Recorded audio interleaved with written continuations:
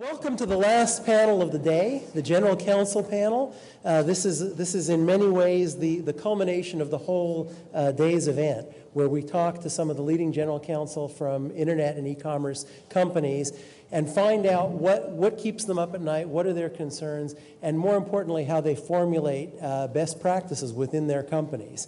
We've got an all-star group of General Counsel representing a diverse group of companies. Ramsey Homsany from Dropbox, David Hyman from Netflix, Eleanor Lacey from SurveyMonkey, Kirsten Mellor from CaféPress, and Mike Jacobson from eBay. So it's a terrific panel. And to start us off, I want to ask each one of the panelists to tell us a little bit about themselves, who you are, what company you're with, as well as how you formulate best practices in your company.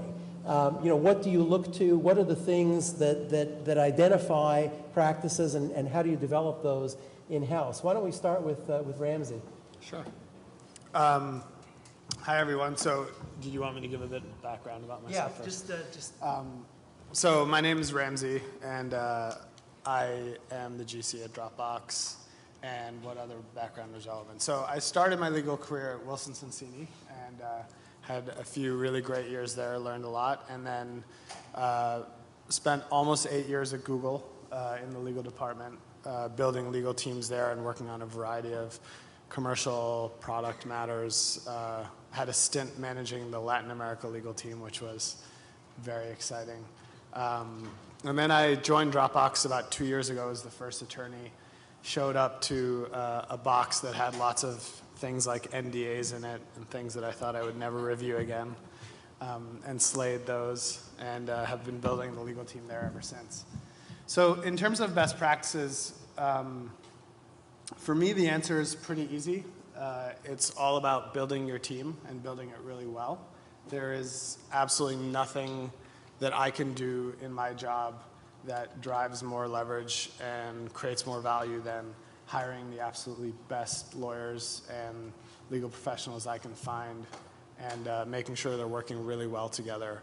And in terms of best practices around that, we're actually extremely rigorous around that on the legal team. We get together quite often and talk through the different things we're looking for in candidates. We chart them out. We decide who on the interview panel is the best person to seek those things out. And we apply a pretty systematic, formulaic process to being really rigorous around hiring, and not letting the crushing workload make us bend our own rules on those things. So it's a bit of an odd answer because it's not about substantive law, but in a lot of ways I think it's probably the highest leverage point that we have. The other thing I'd comment on in terms of best practices, and this is very much from my perspective of sort of hypergrowth startup land, we really talk a lot as a legal team about advising the company while being embedded within the company.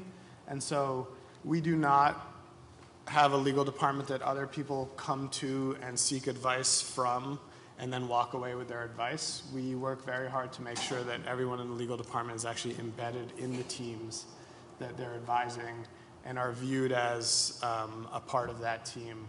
So if you're going to develop a product, in our company at least, you have an engineer, you have a product person, you have a designer, and then you have a lawyer or someone on the legal team.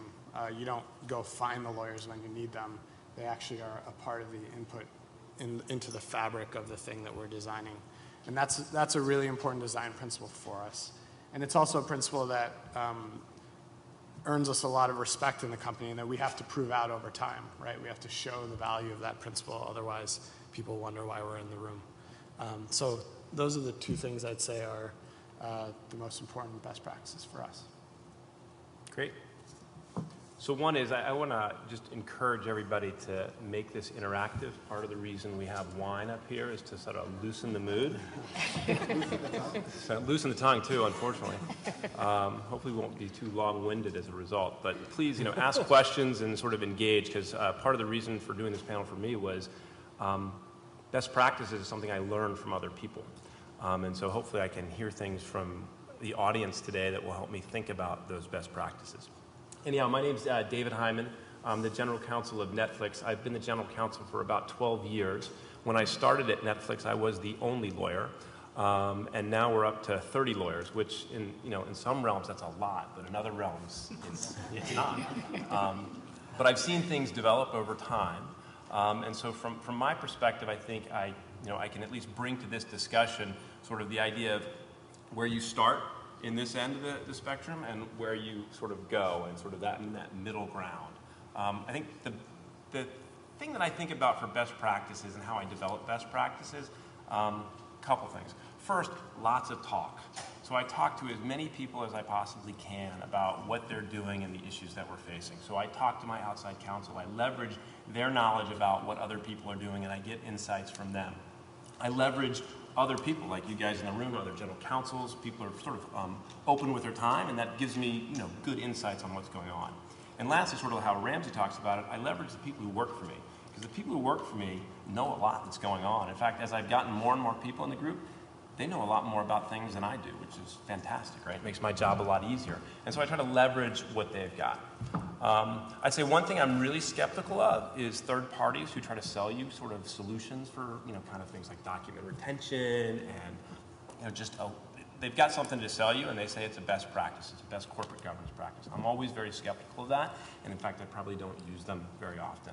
I think one of the most important things for developing best practices is the context in which your company's operating in. So what's great for Mike and his company may not be great for me because, one, difference in size, different in product, and different in culture. And so I think when you're thinking about best practices, one of the things that you've got to do is understand what's going to work for your particular organization. For us, we have I would call it an open culture where we try to set context around making decisions. And so in that kind of culture, policy for document retention that's 25 pages long that no one's ever going to read is not a great policy. And so for us, we try to work within the culture that we have and create something that's going to work and that people are actually going to use and implement. Because I think one of the worst things for, even it may be a best practice, but if people don't follow the policies that you put in place, that's like the worst thing. Right? If you put in a document retention policy and people aren't following it, it's almost like you shouldn't have had the policy in the first place. So I think context is really important. So for me, it's really about talking, getting to know what's going on, taking that information and applying it to the context of the company that I work for and how that will work. Great. I'm Mike Jacobson, eBay. In 6 weeks, I'll hit my 15th anniversary. So as I like to tell people, there are people who've been at eBay longer, but there's no one who's been there longer without being promoted.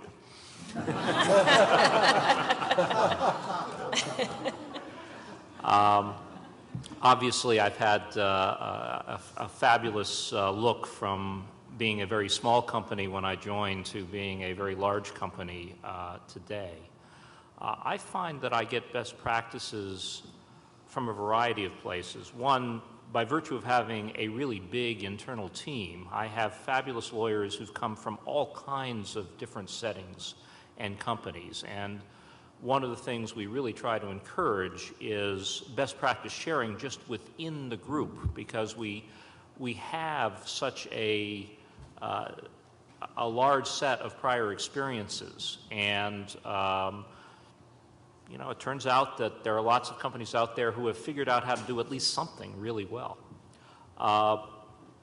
Second, as David said, I will go out to outside counsel. I will go out to meetings of other general counsel. I'll ask a bunch of questions because in many ways we're facing very similar issues, be they privacy issues, patent troll issues, employment issues from around the country or even around the world. Third, and this is relatively recent, but it's been very educational. We've reached a size where we have professionals who come out of backgrounds like real compliance. There are compliance departments in big financial institutions and big medical institutions that are not affiliated or not part of the legal function, and they do many of the same things, but they start from different premises. And I found that to be a really intriguing way to get some great ideas, because, you know, their goals are, at least overlap our goals, but they get there through different approaches. But fundamentally, it's all about communication, it's all about asking lots of questions, and it's all about, in the end, judgment, because some things, if you sort of try to take the what's everyone else is doing, that works 85% of the time, but you've got to be able to recognize the 10 or 15% of the time where that might be dangerous and go down a different course. Thanks. Hi, I'm Eleanor Lacey. I'm the general counsel at SurveyMonkey. My department's very, very different from Mike's. We were talking about that before we came in. I have 2 other attorneys, no paralegals in my department. I've been at SurveyMonkey for a year. Before that, I was in actually a business role for a period of time at a company, and then various companies, mostly software, as general counsel. When I thought about this question, the way we were thinking about it, I think we have many of the same answers, but how do you identify what a best practice is, and then how do you implement it, I think are 2 different things. And I was thinking about it not so much from the hiring and communication standpoint, but really about, you know, are there specific practices within your department? Let's say you manage a ton of licenses. You know, what's your best practice for managing licenses? My first answer is I'm extremely cynical and suspicious when someone says something's a best practice, because sometimes it feels like the analysis ends there. And what I would say is when I identify something that I think needs a best practice around it, the first thing I say is there a problem, or do I foresee a problem in the future? So am I managing a ton of contracts and they're getting done too slowly, or they're inconsistent?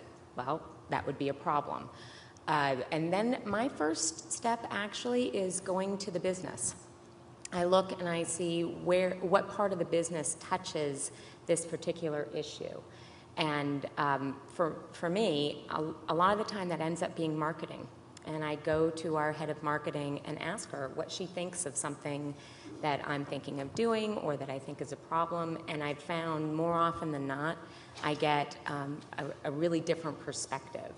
And I think legal practice today is very different from what it used to be. That it used to be that we could sort of just stick to our knitting and do our job, and things that were legal. But in the days of social media and the instantaneous transmission of information, I think that marketing actually has a huge role in many of the things that I do. So I think in terms of implementing it, the other piece that I would say that I think is very important to what I do every day is when I think I've identified a problem and I've talked to everybody and I've talked to the marketing people and outside counsel and my peers, I then don't try and implement everything at once. I have an idea and I try a little at a time to see, do I think it's working? And if it isn't working, then I go back to the people that I talked to in the first place to see why it's not working. My name is Kirsten Mellor. I'm the general counsel of CaféPress. I've been there about 2.5 years. I've been in-house for a little over 15 years, and prior to that I practiced at some big technology law firms. I thought a lot about best practices. I think they vary tremendously. I think most of the panel has covered such important things like surrounding yourself with incredibly intelligent people, if not people smarter than you are. If you're on your own, that obviously isn't an option. So, and I have been a solo in-house person before, which is a different ball of wax. But what I try to do when I'm brought something that touches on the legal world is I ask a ridiculous amount of questions. I have found that I am least effective when I react and say no. Because even though I want to say no, and I know the answer is ultimately going to be no, as most of the council here will tell you, that doesn't work really well with CEOs and CFOs. So I ask a lot of questions, and I tend to find that most people answer their own questions when they think about yours, which is, I know something's wrong with what I'm telling you, and that's why I'm talking to you. So it is a way to save a little face when they know they've got to deal with the legal department. We are in a consumer-facing business, which has a Byzantine amount of regulation of all kinds. So one of the big questions I always ask is this what our customer expects from us? Is this what our business partner expects from us? I almost never tell them what the law expects from us, because I find citing statutes in case law is totally ineffective with most business people. I can digest the message of a case a lot better than telling them this is what the case says by asking those questions. As much as it is the bane of my existence, I try to get invited to a lot of meetings, not legal department meetings, but any other meetings where product creation, revenue streams, anything is being discussed, because I think you pick up the best information there than you do getting the email saying, oh, we're launching tomorrow, here's the marketing collateral. And you're like, what? So those are my strategies. They probably sound a little like coping strategies, but they tend to work. And eventually the value of the legal department kind of seeps in. And I find what Eleanor does too, that there are still some people holding on to that, oh, well, you're legal, I just want a legal answer, as opposed to, I want an answer that fits the mission culture of our company. I want an answer that fits the expectation of the functioning of the product, of what our customer thinks they're getting. All those things are truly business questions, not just legal questions. So as a panel, we have a number of issues drawn from the day's topics that we wanted to explore from the perspective of general counsel in terms of developing best practices. But everyone on the panel has really emphasized they want this to be a discussion not only amongst themselves, but with the audience. So please feel free to jump in with questions or comments. The first issue that we wanted to talk about was privacy. And the relentless pace of technology is creating an ever-increasing number of potential privacy issues in areas that are presently unregulated. Mike, how do you draw the line? What kinds of things do you look at? Well, I'm not going to attempt to talk substantively about privacy. I think I've just spent 3 or 4 hours learning from people who know far more than I do, and they barely hit the surface. I'm going to spend a minute or two talking a little bit about how you might want to think about handling a regulatory issue like privacy. Privacy is a particularly good one because I'm fairly certain that everyone here has to deal with it at some level, whereas true regulated industries, have come up with ways to handle them. And it's sort of a threefold approach. The first approach is the business has to at least have a bare understanding of when there's an issue and when there isn't an issue. Because in the end, especially as you get larger, you're never going to be able to have enough lawyers to be in every meeting where something as pervasive as privacy is at stake. So education, not education to the level, no, you'll never get anywhere if you try to get deep education, but almost bullet point education at the level of the business people who are trying to figure out, I've got a great product idea, how am I going to make money, how much money am I going to make, how much is it going to cost? If they just have some idea that there may be legal costs associated with certain things they might think about and no legal costs or very low legal costs about other things they're thinking about, you've won a significant victory without ever being in the room. Second, it's really useful to get in and muck around in the business and try to understand what's really happening as opposed to what you think is happening, because sometimes you discover that things that you think are so obvious, like we have a policy that says this, and if you send in something that says I don't want to be contacted, that someone has put together a product and has put together a list. So there's a list somewhere in your company, but does anyone else in the company know there's a list, and are they looking at that list before they send stuff out? These are good questions to ask, because it turns out that that's how you get into an effective policy. So where, what I'm sort of thinking about in this context is, my God, privacy is a really complicated subject. But, at some level, as some of the earlier panelists talked about, a lot of it is a matter of what do you say about your own policies? What are the expectations that you're setting, and what are the expectations that you think your customer has? And is what you are in fact doing consistent with those two sets of expectations? What you say you're going to do and what your customers think that you're doing to them.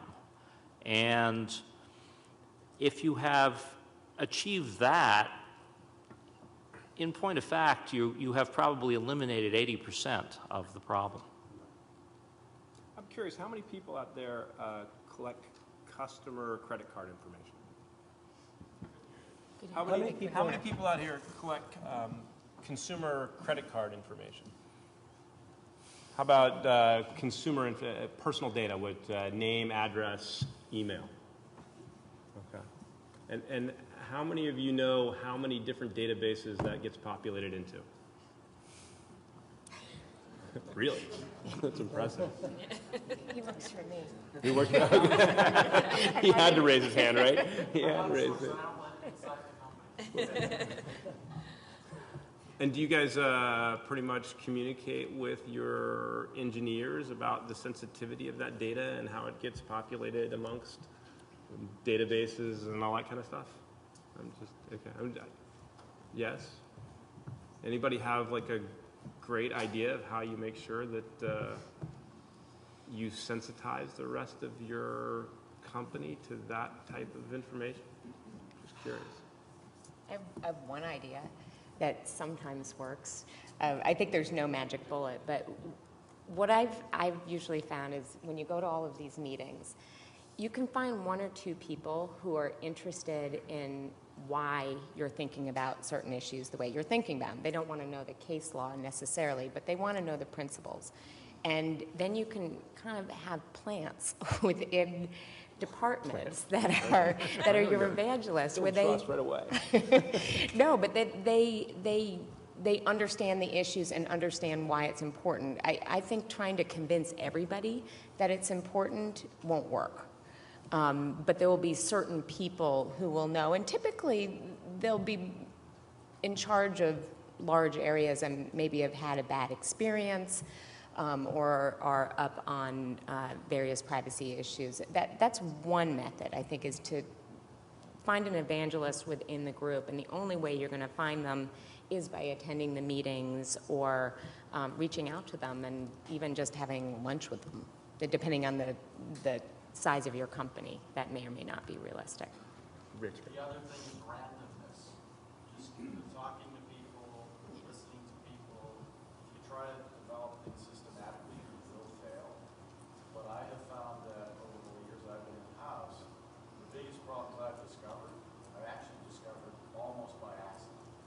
I have a friend who was at a company where some engineers had done something to a product that they had no idea there were privacy implications to it, but because there was a lawyer present in the discussion of the functionality, the lawyer went, oh my God. It's purely, and again, the engineers weren't trying to do anything wrong. It just didn't occur to them. But I'm a great believer in random conversations. How about for those people out there on document retention and deletion? Like, do you guys feel comfortable that the data gets retained in a proper way or is deleted? You know, does it just stick around? You know, these days with big data, it's like engineers never want to get rid of data, and you sort of, you know, anybody had good ideas on how to convince engineers to get rid of data? I have enough trouble keeping them off of Google Docs, so.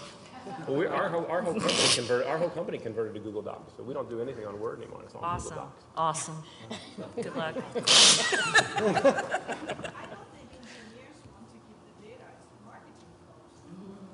Engineers tend to say, "Ooh, data. That stuff's my system. Get rid of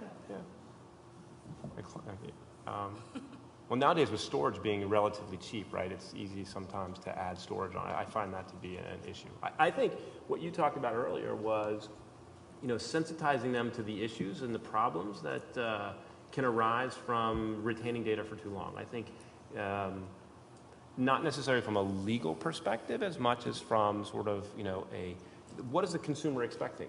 Right? What is the consumer? You know, if people found out you were doing X, Y, and Z, how would your consumers or how would your customers feel about that? And if you feel like you are comfortable with that information being plastered on the front page of the New York Times, then, you know, maybe that's okay. And then you could go back to legal arguments if you've got specific privacy issues and retention associated with privacy that you need to deal with. But I find that it's, you know, people in some sense don't think about it, right? Like Rich, what you're saying, they didn't think about it, they didn't know about it. And once you sensitize them to the issue, they might be like, oh yeah, I hadn't really thought about that one. That, at least to me, is one of the more effective ways of trying to help develop that best practice. Yeah, I think one thing that's been super useful for us on this front is also cultivating not just people who are advocates for some perspective that we want, but also people who we know represent diverse viewpoints on these issues so that we can actually bring them into conflict with each other for a limited debate. And what I mean by that is, to us, we're this small company running around the feet of, you know, elephants, and we just have to move really, really fast all the time before we get squashed by one of these guys who wants to eat our lunch. And so for us, speed is everything as a company. And it's really hard to get a very diverse view on whether something is creepy or not quickly, right? And what a 23-year-old engineer who just graduated MIT 2 years ago thinks is creepy is very different than what I may think is creepy, is very different from what people of different genders or, you know, religions, et cetera, or people from different parts of the world may think are creepy.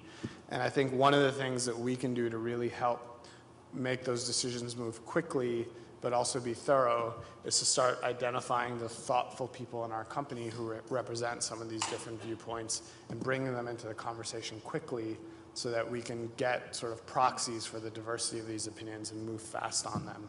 And that's an art, it's not a science. But when you have to make really hard judgment decisions around things like creepiness or whether something's offensive or not, that's one thing that we've tried to do to keep things moving fast. I saw there was a question out there. No, I was just responding to David's question about what do you do to sensitize your engineers. We have so many processes and controls built around the data that the engineers who work with it learn it by osmosis. They can't move in any direction without running up against the process or control, and that sort of teaches them respect for the data.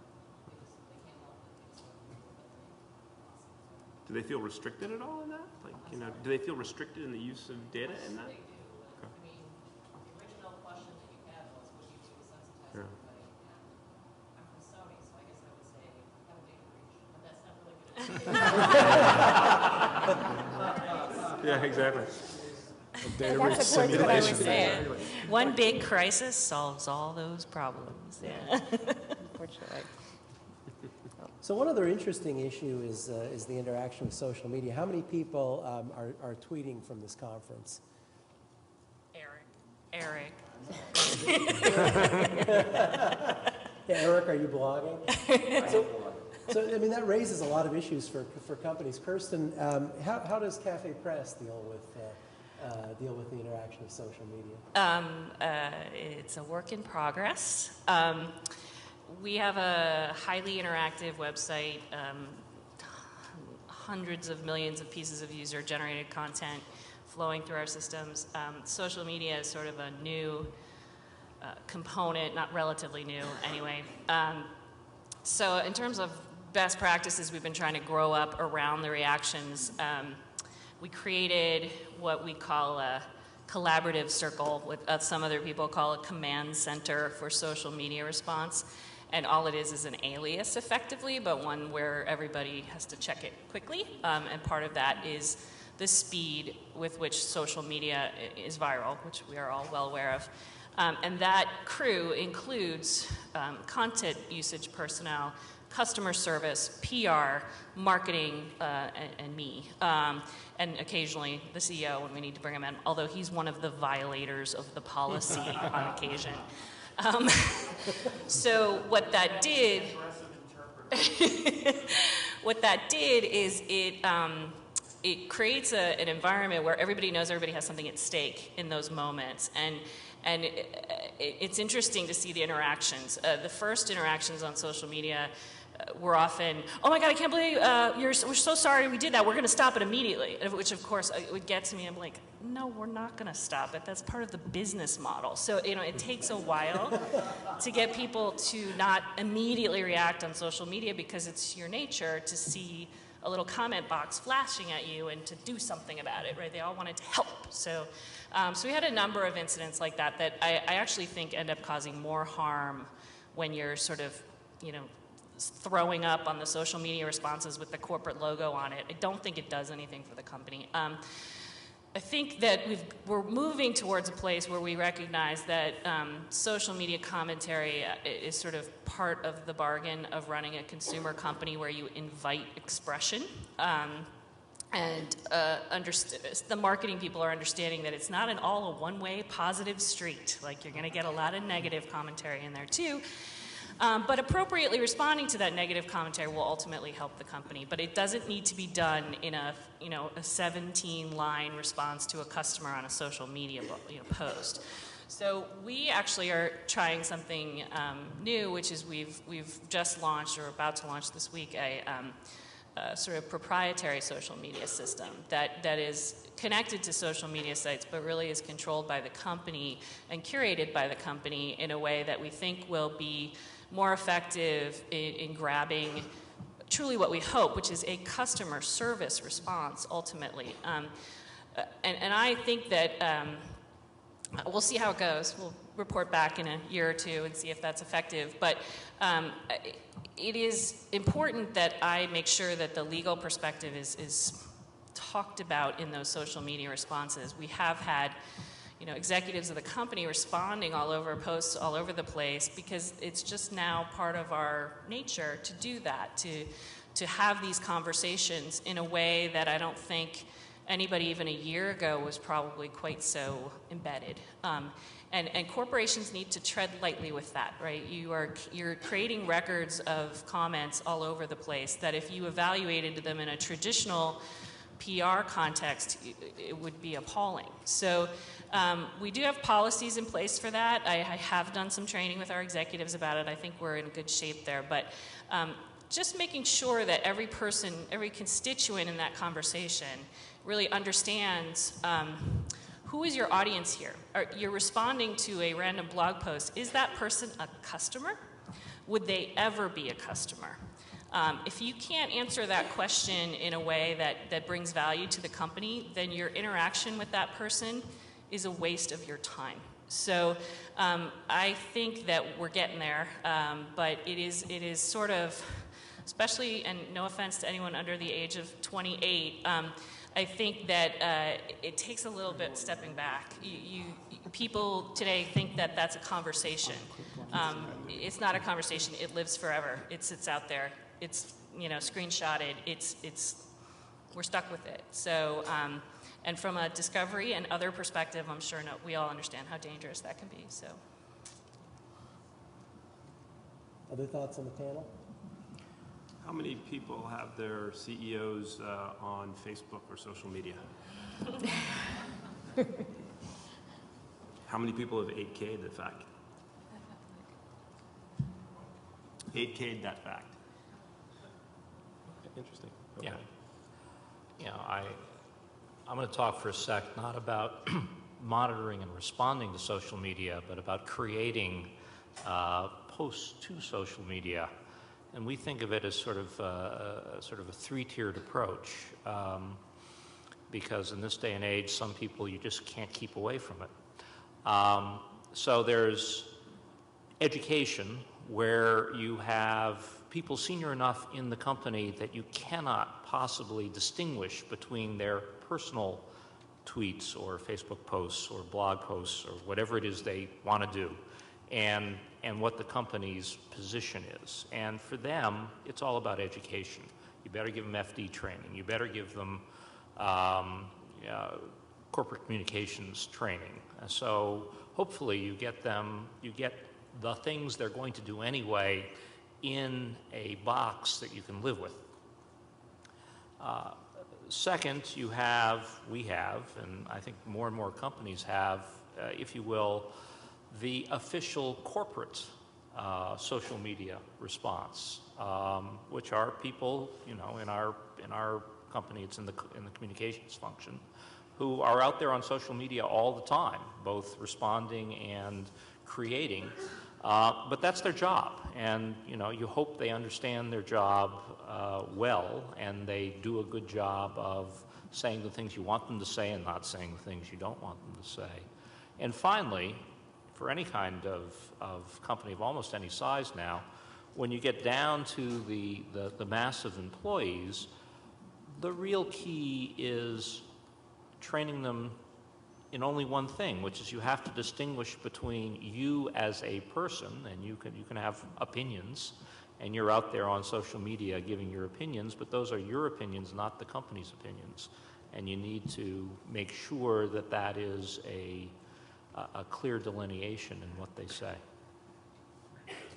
Another issue that was of great interest to all of the panelists had to do with patents. And in the patent area, really two separate issues. First of all, how companies can and should protect themselves with things such as inventor programs or acquisitions. And second of all, how to develop best practices in dealing with patent trolls. So why don't we take those separately? And Eleanor, can you address the first question, how companies can and should protect themselves? Sure. I've worked in companies that had no patents, and I've worked in companies that had a lot of patents given the size of the company.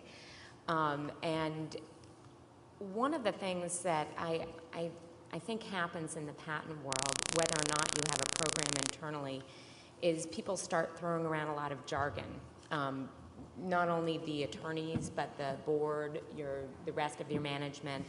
And they may start talking about monetizing patents without really knowing what it means or knowing what they mean by it. So one of the things that I've done in actually a couple different companies is I've really sat down and asked people, what do you want to gain from either a patent program or patents you already have? What is it that you think that you're going to actually be able to sell your patents portfolio? Do you think you're protecting yourself?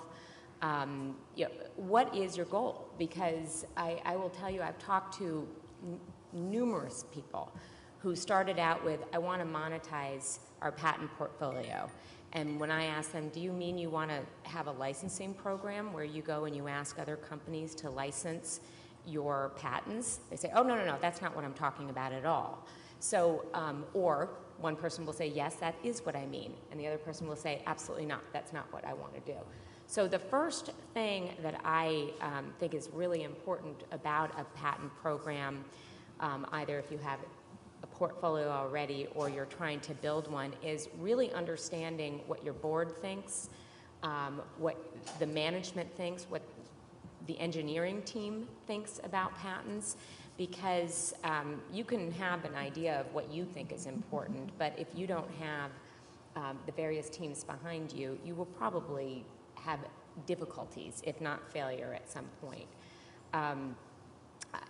my first stop is always talking to the engineers and understanding how they feel about filing patents and what they know about the patent world, because my experience is that a lot of them know a lot about what's going on in the patent world and have very strong opinions. And there'll be a cultural norm within the engineering community in your company, or maybe even in your industry as a whole, that that you need to work with.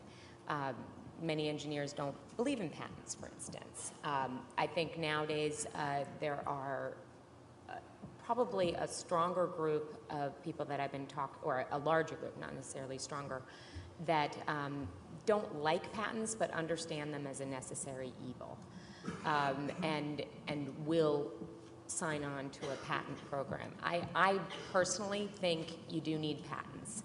I think reasonable minds can differ on that. It doesn't protect you against trolls. So, your reason for having patents can vary company to company. But I think the basic piece of information there that I would say is the most important is make sure that you understand what the goal of your company is with the patents. And I suspect if you start asking people, you'll get a lot of different answers, and then that'll be part of the value you can bring to the table, is figuring out what is the goal, and the strategy obviously will fall in line behind the goal. I've had executives tell me they wanted to do a patent program because that it would keep competitors from knowing what our technology is. To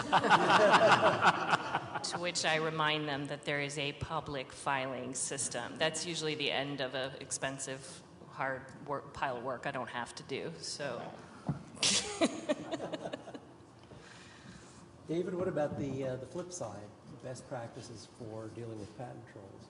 This has been like the bane of my existence since about the first week that I joined. If I can only get Mark Lemley to win my patent fee shifting case, we might be on the way to relaxing. You can persuade Blockbuster to get out of bankruptcy. Exactly. We can just, Mark is helping us try to advance a novel interpretation of the exceptional case doctrine so that we could actually shift some fees. And unfortunately, that case got tied up with the Blockbuster bankruptcy because the patent was a very inventive method for notifying customers when their queue was empty by email.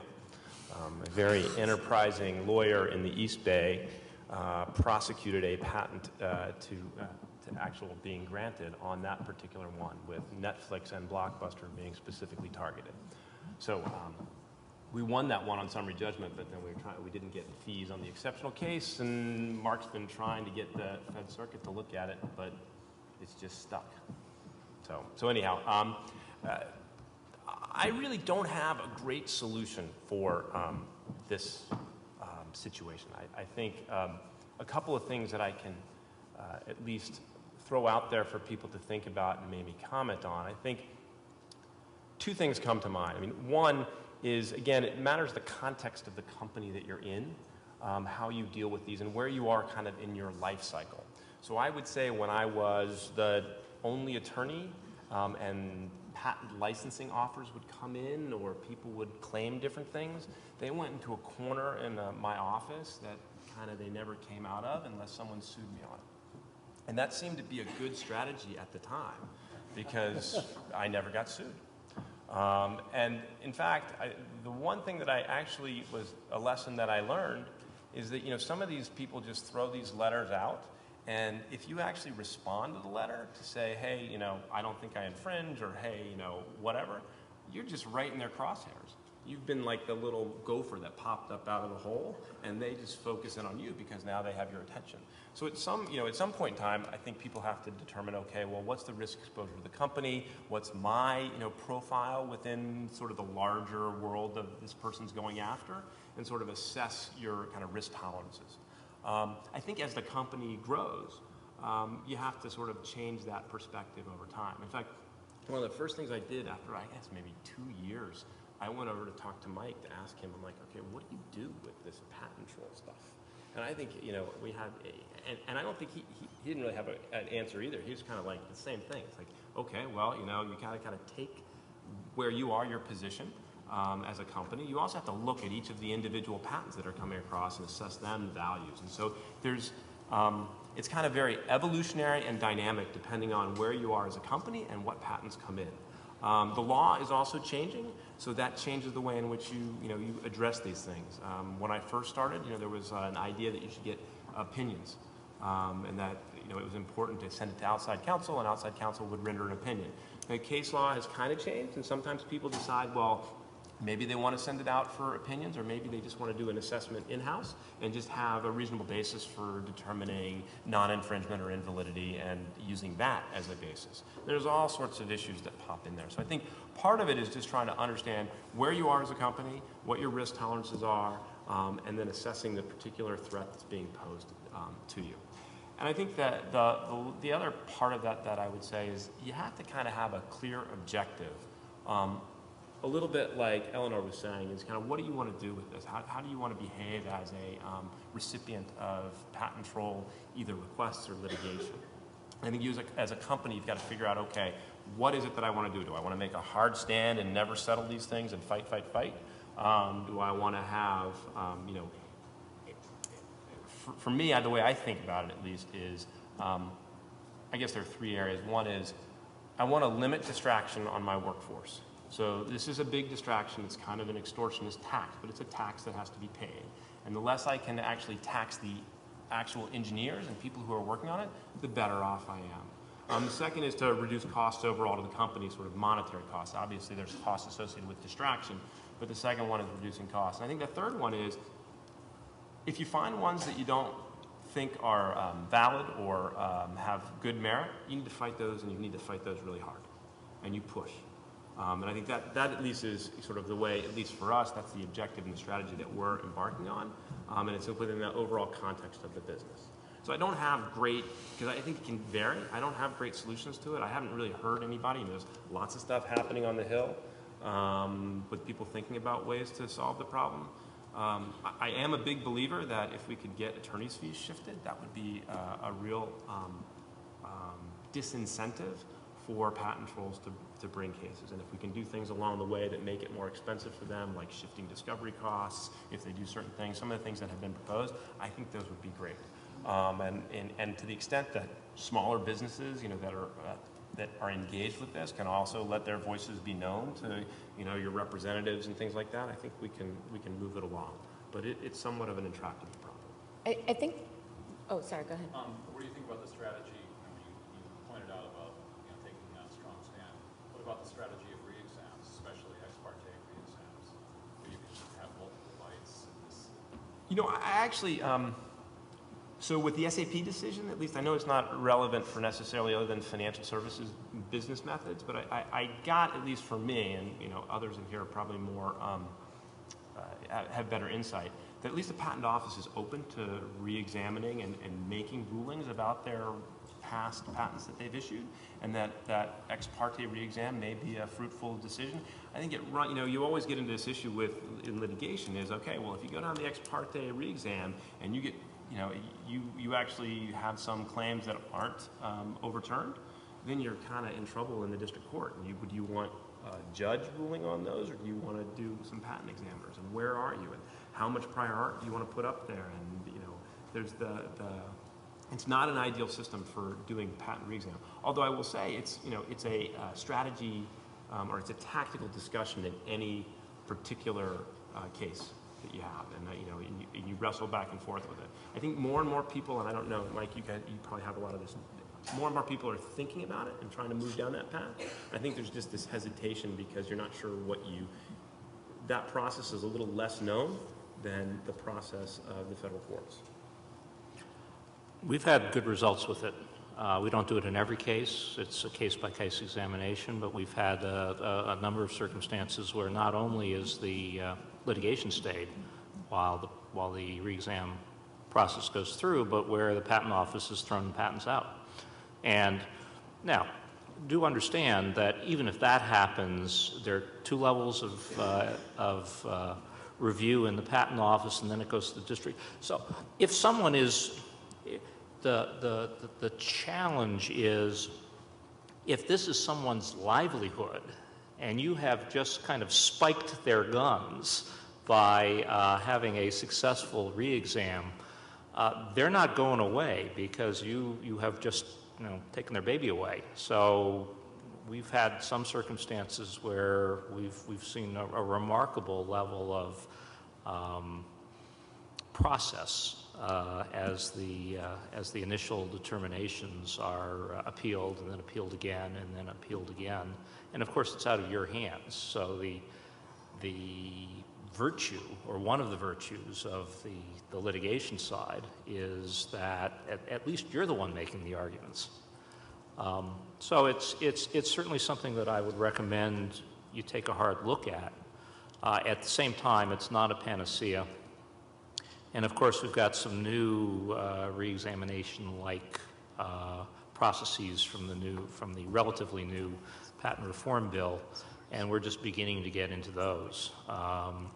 And that too offers a potential way of dealing with the patents you really don't want to deal with in the courtroom at an early stage before they sort of mature into major lawsuits. One thing just to focus on something David said, I think if you were to take a practice tip away from the troll area, be really careful before you pop your head up and respond to a troll. I've seen attorneys who are diligent attorneys, so they respond to things.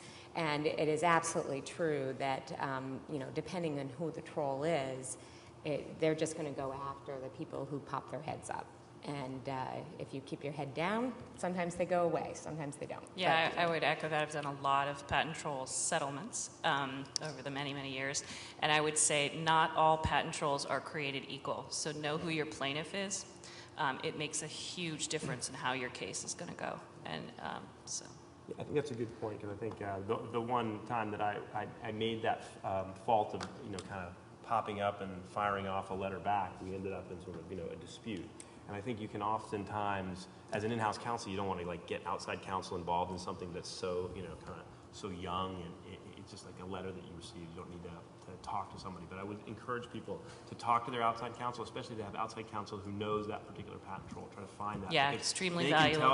They can tell you, nowadays we hear these things like, oh yeah, they send out about 1,000 of those letters. Right. Or they'll tell you they monetized that patent last week and they're not going to look for any more money out of it. So kind of getting information as a small shop or a young GC, I think it's just important to talk to people. So know your troll.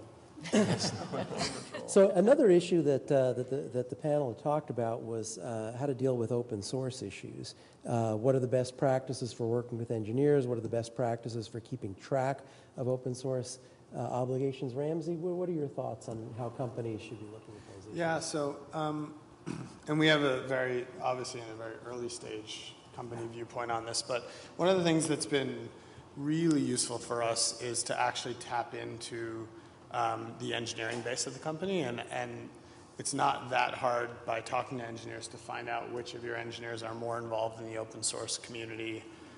They tend to be very passionate about it, and then pulling them in pretty quickly and working with them on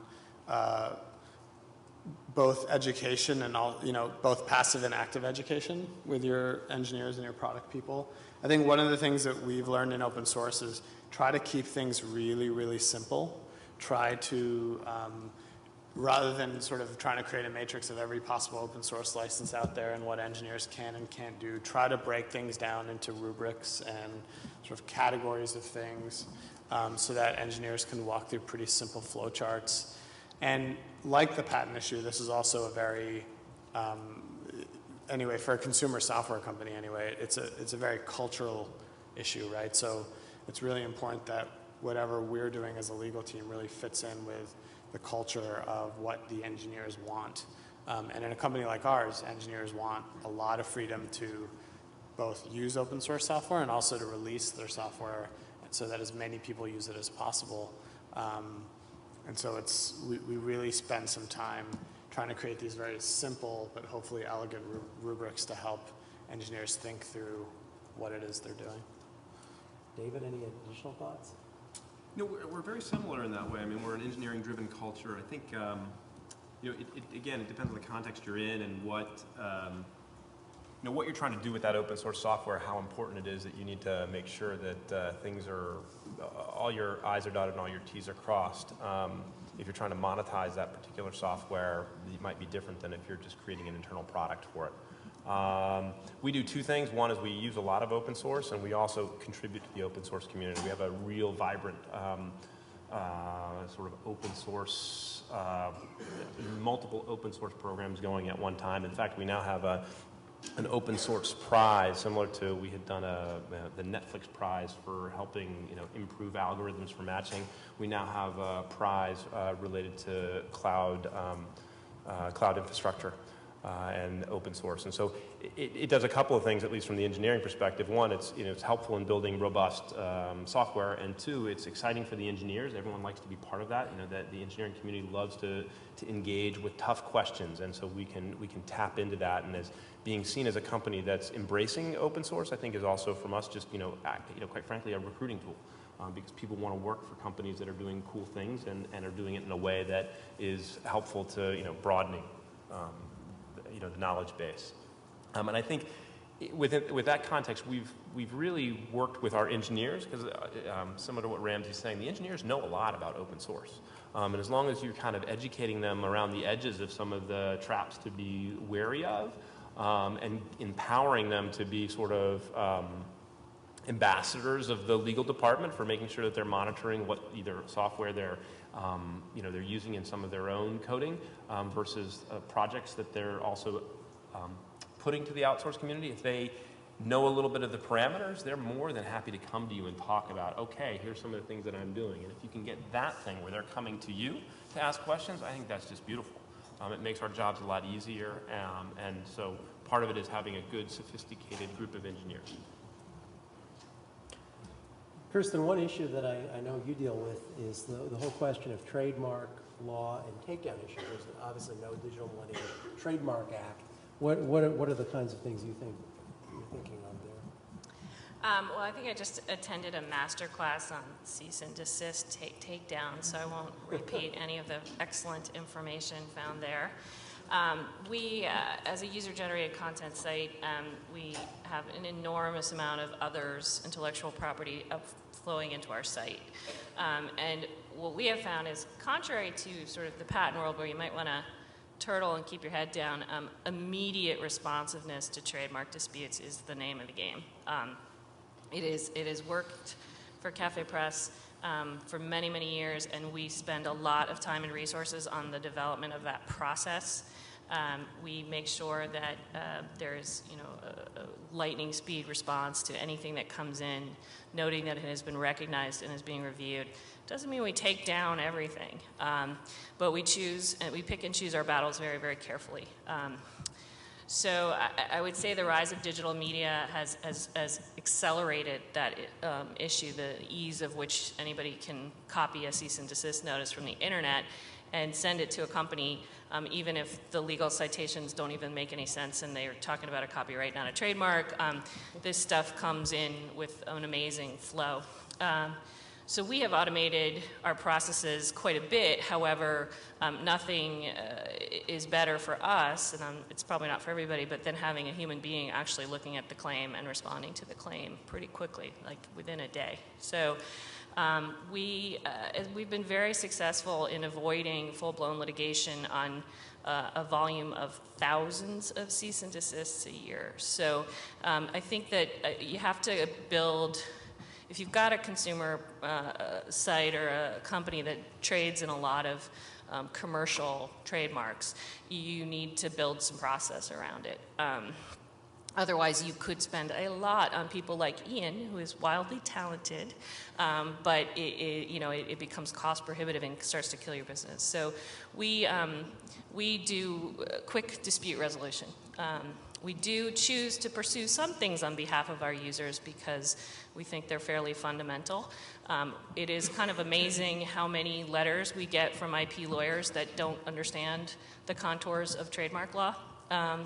But we we do the best we can to honor, valid trademarks all over our site. And it's a work in progress every single day. But that's sort of, I take it as the cost of maintaining a consumer business where you're allowing folks to express themselves with content or, sales of their products. So.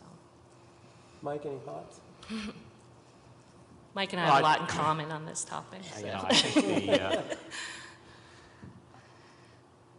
again, I think just a couple things. Our volumes are now in the millions of takedown notices a year, so we've had to spend a lot of time figuring out how to make the process very automated. Otherwise, my CFO would inform me that we're not intended to be a nonprofit shop. Having said that, you also learn that not all takedown notices are good, and that you do have to spend a little bit of time figuring out who's abusing the system. And there are folks out there who abuse the system, who send takedown notices for things that really they have no right to have taken down, and to push back. And, spend a lot of time working to make the system efficient, and then you have to add a human element so that you're not efficiently allowing people to use your own system to shut down your own business. We're running low on time, but we do want to take a question or two from the audience. So if you have a question, please stand up to the mic. While you're getting ready to ask those questions, I want to raise one issue that's been in the news quite a bit, which is responding to requests from law enforcement or government agencies. And Eleanor, I know you have a number of unique kinds of requests. I think it might be helpful if you share some of those with the audience. Well, we've had this issue that's come up. You don't think of a survey emergency usually, but we actually we have them. There's this trend that started, and it's actually a global trend, but more in the U.S., where it's high school students and college students. They open up a Facebook page, and it'll say Stanford University, usually with the logo, and it'll have an embedded survey that says, "Write your anonymous confession here." And you can imagine what happens when people think they're anonymous. And of course, they're not always completely anonymous, but what they do, so the account holder, the SurveyMonkey account holder, is seeing all the responses as they come in, and then they copy that response and post it on a Facebook page. And so the kinds of things that you get that do end up being emergencies are threats of violence against others, a lot of gun violence in school, like some very specific threats, and then a lot of suicide threats. And so we get contacted by law enforcement, we get contacted by school administrators, we get contacted by Good Samaritans. All sorts of people are contacting us, asking us for information. I would say that the most important thing for us when this started was to figure out, just like you, how do you have a lightning response to this? Because literally, somebody's life may depend on it. And how do you do an analysis that takes into account privacy laws, but also takes into account that a school is being shut down right now and somebody is threatening to go in and shoot up the school? So what we did was we created a process that we thought made some sense, but then we went and we talked to other companies that have been dealing with these types of issues for much longer than we have. And then, of course, talked to our outside counsel. These were very serious issues. One of the things that I had to think about was when it first came up and we weren't sure all of the ins and outs, it actually had to do with a suicide threat. So finally, I decided that the IP address did exist, and that I was going to produce the IP address, but that I would do it as opposed to anybody else, because I was prepared to defend my actions because it appeared that it was a child that was very serious about their attempt to commit suicide, and I decided that was something that I felt okay about in terms of providing that that information. But that wasn't necessarily true for a lot of the requests. I mean, you get angry people calling in and saying, I don't like what was said about Frank, you know, on this Facebook page. And we spent a lot of time educating people that Facebook and SurveyMonkey are separate. There's no automatic posting. And what we found very useful was to, I think like many of the companies here, was to create a document that you put online, that you can point to, that explains how your technology works and explains how to contact us if you think you have an emergency and how to contact us if you don't have an emergency. That, I think the most important part for us was figuring out how do we respond immediately to these requests. And what that involved was getting very well educated on what are our obligations when we get a request that is a search warrant, as opposed to an administrative subpoena, as opposed to an administrator in a school who is threatening to blog about this and is you know, understandably very, very upset. So that was our approach to it. Anything else folks on the panel are willing to share? Don't look at me. Most of our law enforcement contact has to do with child pornography, very unfortunately, but we have developed, there's a repository for reporting those things. We've developed relationships over time and built trust with you know, as many agencies as we can. I think it's really important to keep those communication lines, and when we have had issues, they pick up the phone and call, and we usually can diffuse any sort of backlash against the company pretty quickly. So, I will in fact say something because I can't resist. A lot of the information on our site is public, and it's truly public. Not only can whoever lists a listing look at it, so can everyone else, and in fact it stays accessible for, I can't remember now if it's 90 days or 6 months after the listing is either successfully consummated or ends. And I'm not sure that people think enough about the fact that if law enforcement wants something that is actually available to every human being in the country, you can give it to them. There's no restrictions on provision of public information, truly public information, unless you self-impose them. So we have spent some time figuring out how to make it relatively easy, because in many cases this is all they want. You know,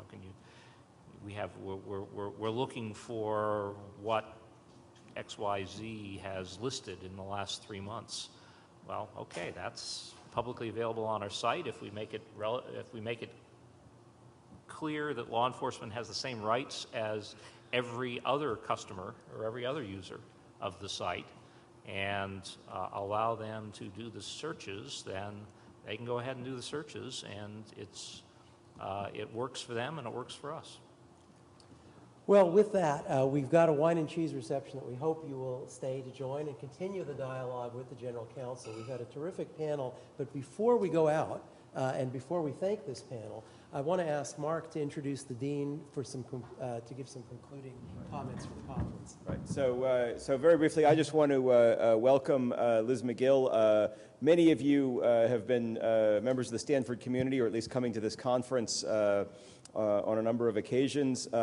Liz has joined us this year. This is her first year. She's just completed her first academic year as Dean. She's doing a terrific job, and we are delighted to have her here. So I just want to introduce her briefly so that you all can meet her as well. Yeah, please.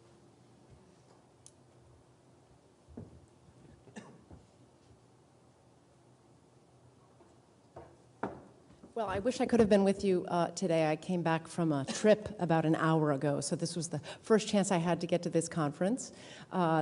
Thank you so much for coming. This is a conference we're very proud of, and I know that having been here even a short time, it's, I think, what the Law Science and Technology program is able to do so well, which is bring all of you together who are doing different jobs, have different perspectives. You might be in a company, you might be in a firm, you might be an advocacy organization, you might be an academic, but you're all thinking about similar issues. So I think it's a great opportunity to bring folks together who think about these questions differently, but they're very pressing questions for everyone, and that's why we're proud of the conference. I hope today was productive for you. I do want to thank the Law, Science, and Technology affiliates and firms who support the program and make conferences like this possible, and recognize Mark Lemley's extraordinary leadership of that program. And I'm standing between you and a reception. So that is all I have to say. Thank you for coming.